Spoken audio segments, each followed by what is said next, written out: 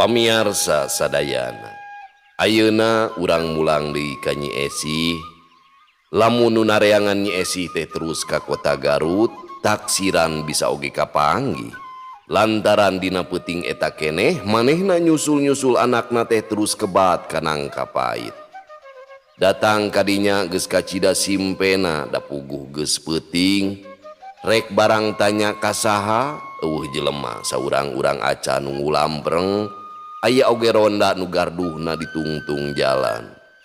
Manehna teu wanieun nyampeurkeun sieuneun kumaha onam nambah-nambah pikasusaheun. Bari cinekul dina emper sisi jalan, Nyi Esih uleng mikiran kudu kumaha nyapilakueun. Rek mulang deui ka lemurna moal kaduga, moal pikuateun nahan kana langsaraan. Dameureun kana tangtu cuang cieung cunglik sorangan. Salaki eueuh anak musnah teu puguh di mana ayana. Duh jang kasep, di mana atuh teh? Geus puguh papa mah diberok. Hayu deui ujang ayeuna ninggalkeun. Berebei cipanon Nyi Esih ngalembereh mapai pipina. Teu saat-saat sakitu hantem disusutan ku tungtung baju kabayana. Duh Gusti, geuning naha atuh nasib abdi teh awon teuing. Tini mangki mah langkung sae canak bae nyawa abdi. Abdi ridho Gusti, abdi ridho. Pasalillah Kang Tata. Akang mangga tingali abdi kah si ujang teu aya. Akang aya nu nyana. Kamana atuh abdi niangan.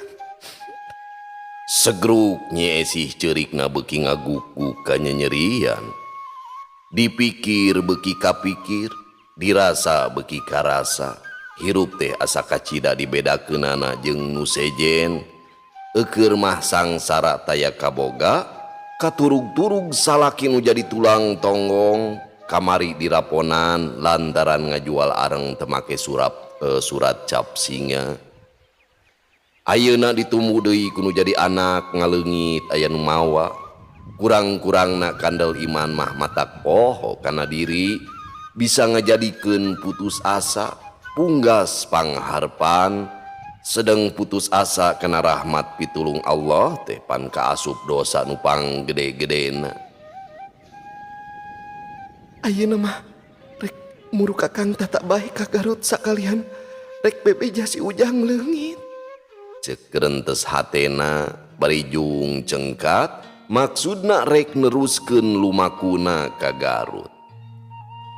Kakara oge meunang dua lengka. Kedepruk manehna ti jalikeun anu saterusna ngurupung di sisi jalan. Kakara karasa ayeuna dampal sukuna teu bisa ditincakeun pageuh, puguh bolek sek lalecet balas nincakan batu nu sareukeut. Atuh kukuramona aya sababaraha hiji mah nyaring lid urut ti Tatarajong. Tadi mah teu karasa, Ngan ayeuna sabada reureuh sakedeung dampal suku teh karasa pareurih jeung nyanyautan teu puguh rasakeunana. Tapi Nyi Esi nu tekadna geus buleud rek manggihan nu jadi salaki. Dibelaan kakarayapan manehna maksakeun indit lempang sapeupeting bari ngucurkeun cimata. Nya kalah dikeureuyeun mah Cikaracak ninggang batu laun-laun jadi legok. Najan bari rarampeolan sosolontodan oge Nyi Esi nepi ka Garut. Ongkoh kabeneran pelebah karang pawitan manehna kasusul ku roda nu nari kacang kadele ti Wanaraja, manehna milu kabeneran teh dibawa. Atuh aya mokaha oge sajeroning tumpak teh nyelegon luhureun karung make bisa ngalenyap sagala. Kawasna bakating ku capek katambah asa dipepende ku sora ngagulut trukna tongkai anu nangkot gigireun roda. Reup bae Nyi Esi sare tibrakna keranan. Eta roda eureuna teh di pasar hareupeun toko Cina masih keneh poe. Sabada nganuhunkeun ka nu mawa leos deui Nyi Esi indit bari jumarig jeug beuteung geus karasa ngusia lapar. Ngodok pesa kutang sugan ngampihan duit hayang meuli bajigur pikeun ngahaneutan beuteung lapur lepet. Di imah mah asa boga keneh tilu baru gegeletekan diteundeun hanapeun samak pangsarean. Tungtungna Nyi Esi kukulintingan luareun pasar. Poe beuki lila bray-brayan caang, jalma-jalma anu rek malasar beuki ngaleut rabul nya kitu keneh nu rek balanja. Geus caang bener Nyi Esi nanyakeun ka hiji awewe anu tos balanja di mana perenahna pangberokan. Nu ditanya teh lain ngajawab, ieu mah kalah mureleng neuteup rutret kaluhur ka handap, kaget aya awewe kitu pandena, buukna ngarerewig panonna beureum carindul, kabaya jeung sampingna jaba saroek teh ledrek nanyakeun pangberokan deui. Ongkoh manehna sorangan teu ngartieun naon ari pangberokan teh ukur ku gideug nembalanana. Leos awewe nu ditanya teh indit geus angga ngalieuk deui, prok bantrok jeung panon Nyi Esi nu terus nuturkeun ku teuteup lantaran ngarasa kaget nyeung pamolah nu ditanya kalah kitu peta. Kalieus eta awewe teh ngabalieur lempangna gagancangan bangun usieunneun naker. Nak di urang kotanya ditanya teh. Gerentes Nyi Esi bari tungkul mikiran maneh. Ret Nyi Esi kahiji lalaki anu keur ngajajanteng di lawang pasar make pakean saulas-pulas panci pagawe pasar siga nama. Solongkrong manehna nyampeurkeun maksudna mah rek nanyakeun tapi tacan oge pok. Nu rek ditanya teh geus nyarita manten bari pas mona kecut haseum. Perseben isuk-isuk ini geus barang main. Halik ka ditu, nyingkah. Na anak seblak teh Nyi Esi mani ngaranjuk. Nya oge manehna jelema teu boga, ari disangka anu jajaluk mah asa kacida teuing ngahina teh. Sanes bade musafir abdi mah juragan. Cek Nyi Esi bari ti kekereket ngegel biwir nahan ka peurih hatena. Na aya jelema ku asa-asa teuing gerentesna. Rek naon atuh ha? Nanyana nyentak. Bade tumaros juragan. Ari pangberokan teh di mana juragan? Nyi Esi sorana ngageter sedeng panonna mimiti ngeyembeng. Pangberokan? Pangberokan naon? Pangberokan pangbuhian pangberokan jalmi juragan. Pangbuhian? Tuh hareupeun alun-alun tuh. Ngajawabna keding hangit. Hatur nuhun juragan. Koloyong Nyi Esi indit deui tidinya mapai jalan bari teu eureun tatanya di mana perenahna alun-alun. Puguh tacan sakali-kali acan ninca kota kanyahona ngan ukur samet Wanaraja lantaran manehna mah awewe kurung batok pisan. Awahing ku hantem tatanya manehna anjog oge ka alun-alun ret kabelah kenca ngajegir gedong tohaga dibenteng ku tembok nu kandel. Hareupeunana aya nu jaga pakaianana saulas bulu galatik nyoren gobang bari nyekel gegendir. Iya merenan pangberokan teh. Cek nu mere keterangan oge aya nu ngajaga di hareupeunana. Kitu gerentes Nyi Esi. Bari soloyong manehna nyampeurkeun najan bari jeung ngarasa sieun oge nahap-nahapkeun maneh. Awak ngadeg-deg suku nyorodcod dilengkahkeun teh berat pisan karasana. Barang serog teh jol-jol gantawang we nu keur ngajaga teh nyarekan ngusir bari tutunyuk matana mendelik. Disangka nama Nyi Esi teh barang main bari hate lelenyapan manehna neger-neger maneh nerangkeun maksudna pangna datang teh rek maluruh nu jadi salakina anu ngaranna Asmita. Kamari ditangkep nate dinangka pait lantaran ngajual areng teu make cap singa, maksudna mah eta teh segel ya. Kanggo masihan izin pikeun nu baroga usaha. Cap singa teh lambang kerajaan panjajah Walanda zaman haritanya palawargi. Tamat Nyi Esi nyarita. Nu ngajaga teh manikreung merengut. Tapi panonna mah telesot buburi lengan. Nitenan kayaan Nyi Esi nu harita papakeanana rangsak balas ti karait. Jaba kalotor bejedug ku kebul. Eueuh hukuman anyar. Coba tanyakeun tu ka Hop Biro. Ayo ini kayak itu. Buru. Ngajaga teh bengis pisan. Curugna nunyuk-nunyuk ngusir. Leos di Nyi Esi ini tidinya bari hate teweleh gegebegan. Ari ras kutalajak nu ngajaga menika ngasnaker.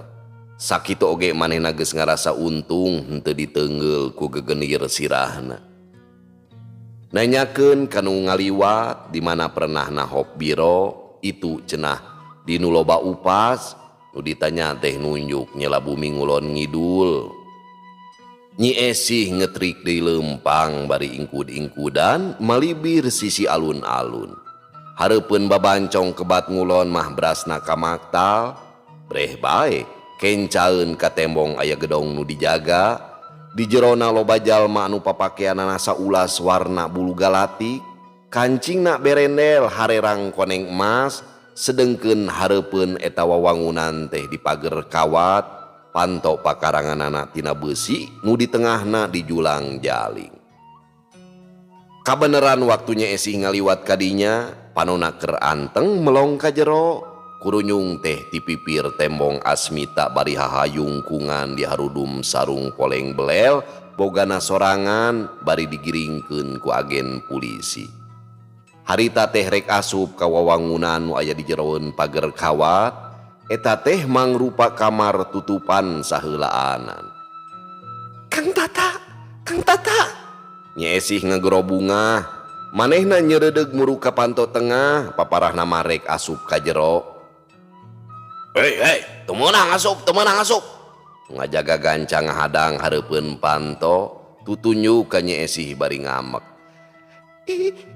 Itu salaki abdi juragan, salaki abdi. Nyi Esi maksa seseureudeg rek asup ka jero. Teu meunang bedegong sia mah. Ngajaga nyeuneu beletruk atuh panakol karetna teh dangsa kana tarang Nyi Esi. Aduh, ampun. Itu bade ka salaki abdi juragan. Nyi Esi ceurik nangkod kana panto mencerong ka jero neuleuh salakina. Asmita nu harita rek asup ka kamar tahanan ngarandeg bareng ngadenge anu gegeruan ka manehna teh. Ret ka jalan kabireung aya awewe kucel bujil keur nangko dina panto besi pakarangan. Sabrehan oge apal teu kapalingan yen eta teh pamajikanana. Esi? Asmita males ngagero bari rek muru pamajikanana. Teu ka mana sia? Ayo asup. Agen polisi ngiringkeun manehna rikat ngahalangan bari nyerep pepeuteuyanana. Teu kabur sia teh ha. Porongosna mata keuman anu borangan. Itu pun bojo juragan. Sora Asmita ngahlas pinuh kunada pamenta sangkan diijinan nepungan nu jadi pamajikanana. Panonna mah telesot mencerong kalawang melong ka Nyi Esi. Mangsa bodoh deuleuh, rek pamajikan, rek kabogoh. Ayo asup. Asmita disurungkeun dadana ku gegenirna agen polisi. sakedap we atuh juragan. Temenang, bedegong sia teh ha. Beletrak bae agen polisi nakol kana tarang Asmita ku gegenirna. Nyi Esi ngagero deui bari tetep nangkod kana panto, beungeutna cipru ku Cimata, teu noli kanu ngajaga, anu ngajegah hareupeunana bari nyurung-nyurung dadana ku gegenir nitah nyingka. Esi, Sora Asmita ngageter, peurak ngageroan ka pamajikanana. Geus kacida ngarasa sono hayang nyampeurkeun, tapi teu bisa lantaran dihalangan. Ayo sia nyingka. Kadenge nu ngajaga di lewang panto ngagorowok disusul ku ngajongkeng Nyi Esi anu saterusna ngagorempal labuh lantaran dadana ditotog ku gegendir. Esi, duh, Asmita ngagero bari luncat rek muru pamajikanana nu ngudupruk di luareun pager kawat. Orokaya agen polisi nu ngajagana teu cicingeun rikat ngudag habek sirah Asmita ditinggang ti tukang ku gegenir. Gebru Asmita ti kusuruk hiuk paneungeul nu ngadua kalian rek ngahanca sirahna. Asmita rikat ngagorempal malik bari ngageserkeun sirahna, sedeng sukuna sakilat ngael suku agen polisi atuh bletu kegenir teh ninggang taneuh. Bareng jeung ngagedebutna agen polisi nangkuban, ana celeuweung teh. tahanan ngamuk oi, tahanan ngamuk. Agen polisi ngagorowok bari ngorejat hudang. Ngadenge nu ribut-ribut di gigir katamah ngadenge gorowokna nu ngajaga Asmita. Ti jero kantor jeleng-jeleng agen polisi duaan maruru ka Asmita, bari ting hariuk ngahambatkeun gegenirna. Asmita jadi nekat, cicing digebug ngalawan sumawona, sagilek manehna miceun paneunggel anu jolna ti kencaeun, jeleng ka hareup bari ngarawel pigelang leungeun nu nyurungkuy ti beulah katuhu. Dicentok bari dikael suku hareupna, solontod ti kusruk. Hiuk karasa deui aya angin nu nyamer kana pundukna. Sakilat Asmita dongko bari malik atuh gegenir teh mileupas. Habek bae heuninggang ka baturna. Agen polisi nu kabeunangan ngagerung mangkaning palipisanana pisan nu beunang teh. Heat deui paneunggel datang, gilek Asmita narik suku kencana ka tukang jadi nyerong. Leungeun katuhuna nimpah pigelang lawan anu nyekel gegenir, sedeng leungeun kencana ngablesat mangrupa peureub haneut meupeuh angen. Jebrod! Uyungkung bae musuh teh awakna melengkung, cekuk deui palipisanana ditinggang. Ti dituna mah meureun mayar nu tadi. Galeong, gebru namru bari babalongkengan utah uger. Mireungeuh tahanan bener-bener ngamuk. Batur-baturna jungjeleng aya kana 45 na laluncatan ngaraponan Asmita. Paneunggeulna ting hariuk ti sisi ti gigir ti tukang hareup kabeh dieusi. Tapi Asmita nu memang geus nekat bari ngagunakeun gerakan-gerakan pamonyet warisan ti bapana sorangan nyaeta mangsal hapi, manehna teu gimir satungtung buuk. Seberut bae ngamuk teu beda ti banteng bayangan. Peureupna bukbek ngahanca ka ditu ka dieu bari cingceung ngagunakeun gerakan depok jeung tajong. Atuh sageprakan mah nu ngaraponan teh bra-bru, nu ditajong, nu dipeupeuh, nu disiku jeung ditampiling. Tapi lila-lila mah Asmita teh kalah wawotan. Najan sakumaha bedasna oge, sakumaha pinterna oge puguh dihurup ku satengah regu atuh. Asmita antuk namah taya-daya dihujanan ku gegenir ngajoprak dina taneuh. Pada ngaleuyek pada najongan mangkaning ku sapatu derby anu pinuh ku paku, nepi ka awakna jeung beungeutna boborot ku getih. Godvermon, Zeg Inlander busuk, berani melawan kau ha? Mau lari kemana Inlander busuk? Dasar Inlander jahat. Hayo, mau melawan lagi? Tuan sakhaut nu harita kakarek datang ngajega hareupeun Asmita bari nulak cangkeng. Ampun Tuan besar, ampun.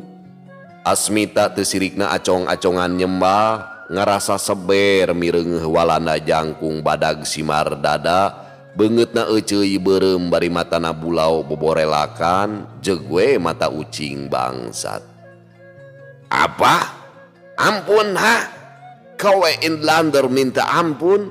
Nei nei. Ini nih ampun nih. Tuan sekaut ngudar pecut kulitna. Jeleger dipecutkeun kana beheung Asmita terus dicentok. Bru Asmita ti kusru. Durug-dug digusur atuh pugu we beungeutna kawas diparud ku taneuh garing, getihna awor-aworan. Kang Tata, Kang Tata, Kang Tata, si Ujang teh leungit aya nu mawa. Nyi Esih gegeroan. Kang Tata kabur atuh Kang Tata, si Ujang leungit Kang, kedah kumaha abdi teh Kang. Nyi Esih ngajerit nu saterusna ngarumpuyu ngarasa teu kuat nyeung nu jadi salaki disiksa leuwih ti ukuran. Hatena ancur luluh mireungeuh hiji adegan nu sakitu ting puringkakna kana bulu punuk. Panyiksa ingkar tina kamanusaan anu dilakukeun ku budak-budak panjajah. Godverdam Inlander bajingan ini rasakan ha? Tuan sakaut bari luak lieu. Red ka Asmita nu keur nyuuh beheungna kabelit ku tungtung pecut. Teu anta parah deui. Habek punukna dijejeg. Aduh, nun Gusti, abdi tulungan Gusti. Asmita ngagero nahan ka nyeri bari sasambat kanu maha kawasa. Ngajerit kanu maha suci nu boga sifat ulas asih ka umatna. Leng rarasaan bumi alam asa muter. Dedengeanana beuki lila beuki leungit. Nganu masih keneh kadenge teh jeritna pamajikan nyamat-nyamat ngaran manehna. Kitu oge hawar-hawar. Tungtungna mah les bae kapaehan teu inget di naon-naon. Diriung ku rajegna suku anu dibungkus ku sapatu anu dampalna pinuh ku paku susu.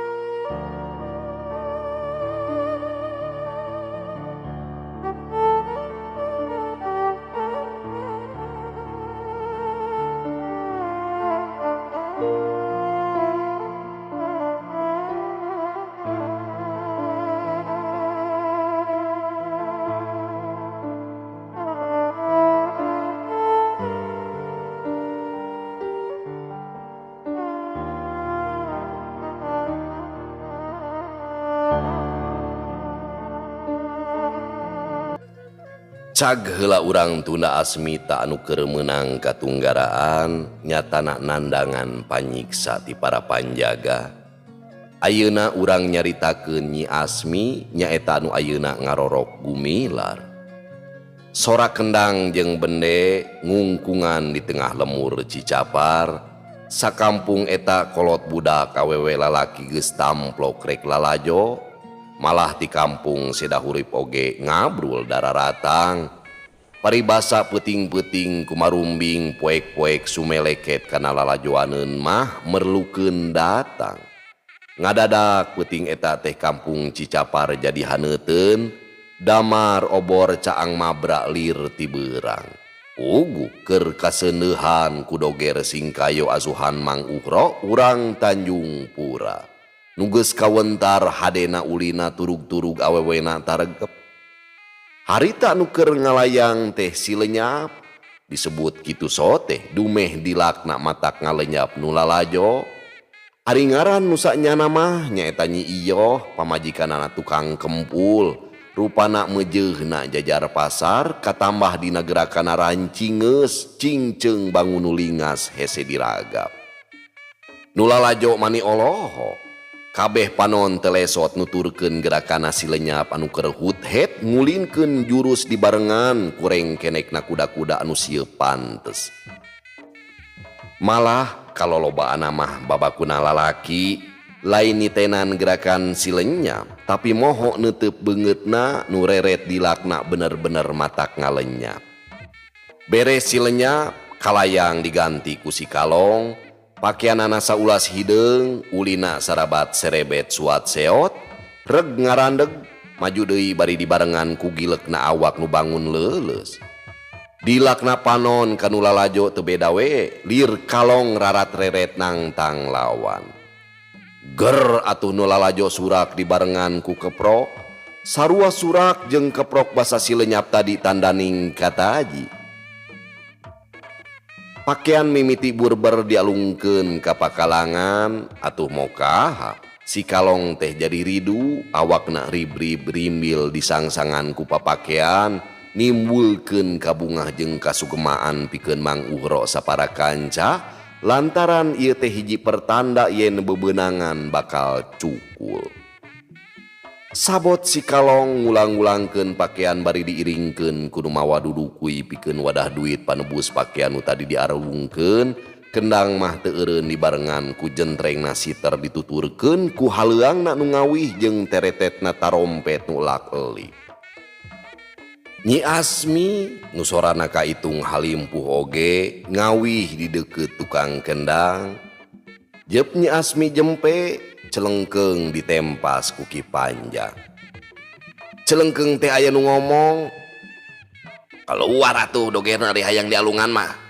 Salah saurang nu lalajo ngagorowok panasaran meureunan hayang mireungeuh ronggeng nu sorana halimpuh. "Nya atuh cing ulah mewok bae di nu poek atuh. Kadieu kan nu cang urang taksir." Nu sejena mairan, ger atuh nu lalajo beuki moyeg ting cikikik ting barakata. Sawareh ting sarui tananing satuju kana pamenta nu nitah supaya Nyi Ronggeng teh kaluar nembongkeun girimna. Teu talangke deui, jeleng Nyi Asmi luncat ka tengah pakalangan. Di kaos pondok warna beureum cabe, di calana pangsi hideung ngagober nengahan bitis. Cangkengna dibeuberan ku karembong palangi, buukna diuntun digelungkeun, tarangna dibeber ku sutra beureum. Ger atuh nu lalajo teh keprok leuwih moyeg batan tadi, uguh Nyi Asmi teh nu sok disebut sileugeut, rupana leuwih luis leuwih mencerang mun dibandingkeun jeung silenyap atawa si Kalong. Memang dina doger singkayo asuhan Mang Uhro mah Nyi Asmi teh bentangna.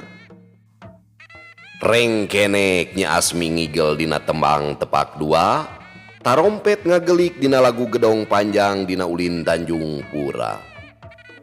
Dina ngagilek jeung pindah kuda-kudana estuning pantes kewes matak deung deleueun. Leungeun katuhna ditarik dikesud ku dampal kenca, seak sukuna jong lepas, serelek calana pangsina nengah pingping, gilek beheung marengan gibegna awak, leungeun meta pigelang hirup panon teu kenat rundat-rindat dibarengan ku geulenyuna imut panangtang birahi. Atuh teu wudu matak namah-namah earna nu lalajo, tong boro lalaki dalah awewe oge kabawakeun keprok kataji ku gerakanna sileugeut. Randang ora hade rupa boga wanda matak ngawiasa nu bejad imanama. Teu matak heran lamun ngalungan papakean teh meuni rabeng leuwih ti tadi nepikeun ka kapaksa dina dipakena teh teu bisa disakalikeun bakating ku loba. Ditilu kalikeun lantaran jol deui kameja sarung krepus topi anduk cerece ting beleuwer ke tengah pakalangan. Janten eta teh minangka saweran pamiarsanya, beda jeung ayeuna. Kapan ari ayeuna mah ngalungan teh langsung ku artos pam nyawer teh di panggung teh. Tah baheula mah ku pakean jeung sajabana anu engke ditarbus deui ku nu barogana. Malah aya saurang jajaka urang seda hurip anu seselendep, baragadal muka bajuna didinya terus dipakekeun ku manehna sorangan ka sileugeut. Atuh ger nu lalajo teh keprok jeung surak maninyeah lantaran petalapuna eta jajaka teh dianggap wanian kabina-bina. Beleuwer ti luar aya nu ngalungan ku carecet ngagaplu kana dadana Nyi Asmi nu keur ngalayang gancang dicokot. Beda tinu biasa ieu mah muntel, ari diudar teh sing horeng eusina duit satalen maniguguri 8 ka 7 obor. Gancang eta duit diteundeun dina dudukui anu biasa dipake ngarayuda, sedengkeun carecetna ku Nyi Asmi disesepkeun kana dadana lebah susu pisan. Kalayang deui Nyi Asmi nuluykeun hancana, ngarengkenek lunga-klengok dipirig ku umat imutna sarta kelet nu dibaledogkeunana kanu lalajo. Sanggeus lekasan, Nyi Asmi kekeleuweuhan bari mawa pakean sahunyudan, diacung-acung disalabarkeun, dituturkeun ku Mang Codet. Beres pakaian nu ngahunyud, tinggal carecet nu tadi disesepkeun diiwir-iwir, ngahaja dipandeurikeun diistimewakeun lantaran pamikirna Nyi Asmi pasti nu bogana lain jelema jore-jore, apan duit satalen teh mahi 4 letereun beas. Kadieu ye, dia. Cek hiji sorang ngagorowok tinu poek hanapeun tangkal nangka. Sing horeng Juragan Barja jeung 3 baturna, srog Nyi Asmi nyampoyong pinuku hormat, najan can nyaho saha-sahana tapi tetela ieu jalma teh hormateun nilik kana dangdanana mah ginding pisan.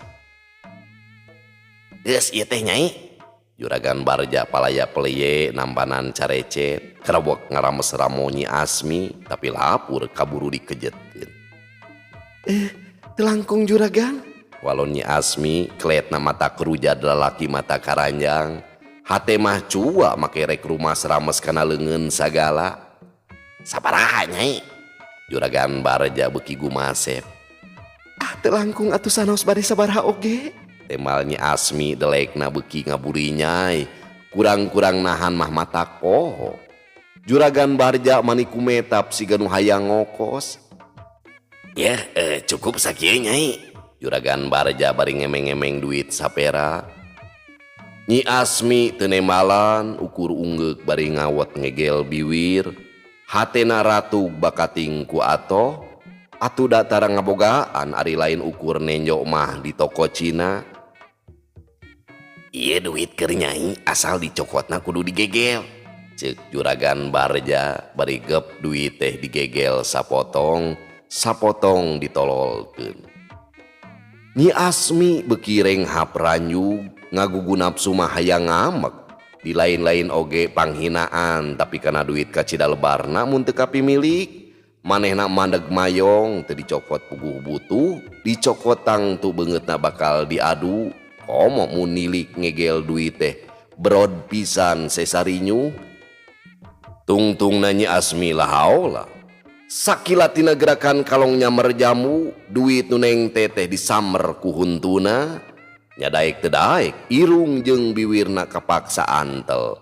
Guriwel dicentok, bolonyon beunang, krewek 2 leungeun Juragan Barja ngarangkul cangkeng Nyi Asmi bari ditarik didedetkeun kana awakna. Tapi teu disangka-sangka, sakilat leungeun Nyi Asmi ngaguriwel nyuaikeun leungeun Juragan Barja ku jurus katilu Tanjung Pura bari dijeblag. Untung mun eueuh Mang tua mah meureunan pasti nangkara kawiwirangan. Panangan teh ari juragan bet sapertos nu palit. Wajar we atuh Nyai, hitung-hitung imbalanana. Juragan Barja ngegel biwir nahan ka keuheul. Nah asana teh mani teu meunang ngaragap. Tiasa ngaragap mah, namun kedah di pakalangan. Komo pamit tiasa ngaragrageun mah, ulah boro ukur diragap. Mangga serah bongkokan nyangakeun sakapalai. Cik Nyi Asmi ngagelenyu, babakuna mah ngarasa geuleuh. Bener eta teh Nyai. Juragan Barja sewot. Sumuhun mangga teh teuing. Nyi Asmi ngagelenyu deui kawas nu nangtang. Sor kadinya lawan Usin. Juragan Barja marentah ka patalukanana. Siaplah. Si Usin gia pamikirna sanajan pinter oge pirakaning awewe, memeh dibikeun kadununganana teh kumanehna rek digalai heula di pakalangan. Nyi Asmi rikat ngejat ka pakalangan.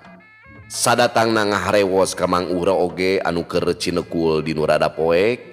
Sing horeng Mang Dekong bapana nu padepokanana di puncak Gunung Talaga Bodas.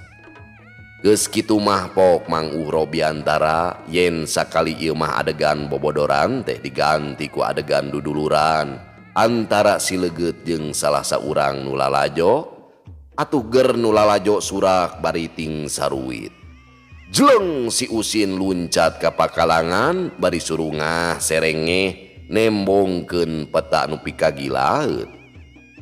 Mang Dekong ngaranjuk barang mireungeuh nu rek jadi lawan tanding anakna teh sidik teu samar deui. Si Usin nu jeung manehna kungsi padungdung dina peuting basa keur nulungan awewe nu rek digadabah teh.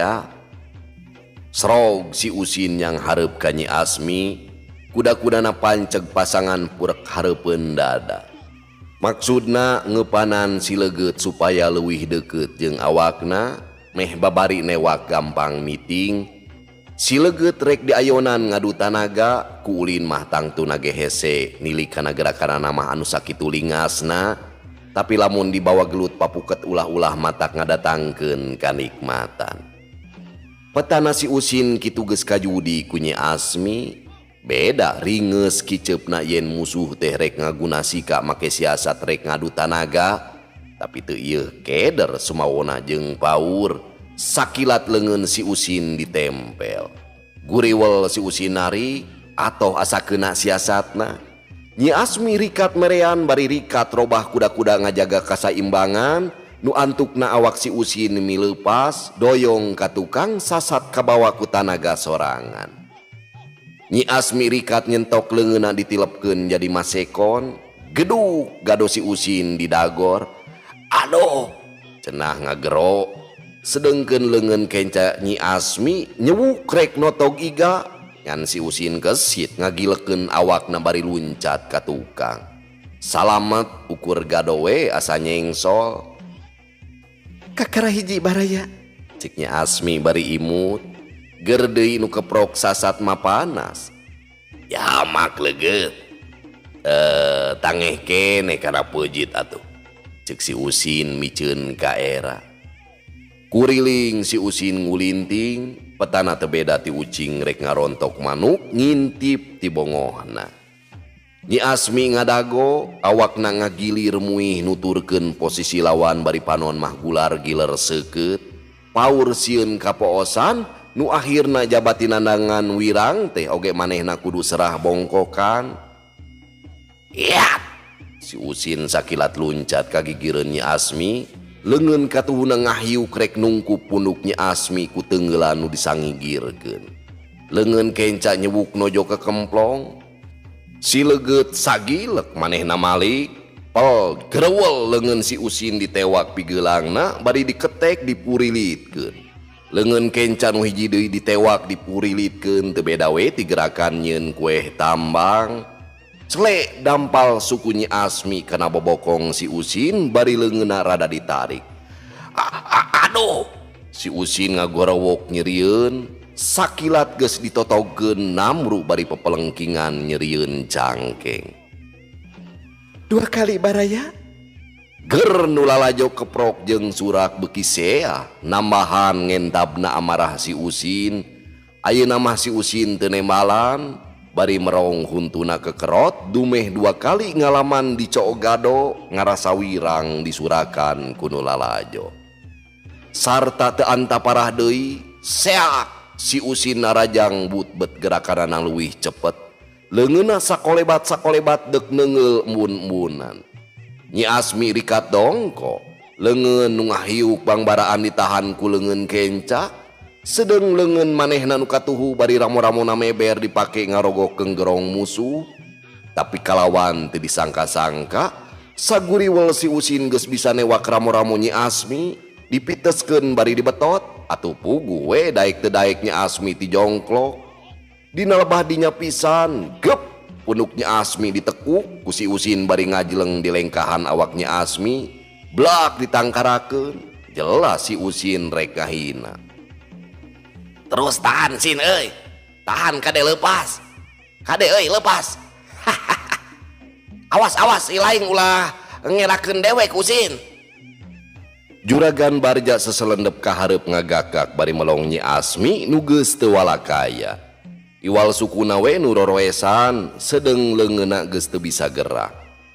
Nu sabelah dilep katindih ku tonggongna, nu sabelah dicerek didedetkeun kana taneuh. Sedeng si Usin bari cecengiran teh leungeuna nu sabelah sacara kurang ajar ngusap-ngusap pipi Nyi Asmi. Mang Dekong barang mireungeuh kalakuan si Usin nu memang kurang ajar, sasat ngahina kanu jadi anakna. Manehna luncat ke tengah pakalangan maksudna mah rek ngawejek si Usin, tapi juragan Barja jeung si Warma rikat jeleng-jeleng hadang ka Mang Dekong. Hei, meunang pipilueun si laing. Ieu mah urusan dewek jeung manehna, ngarti?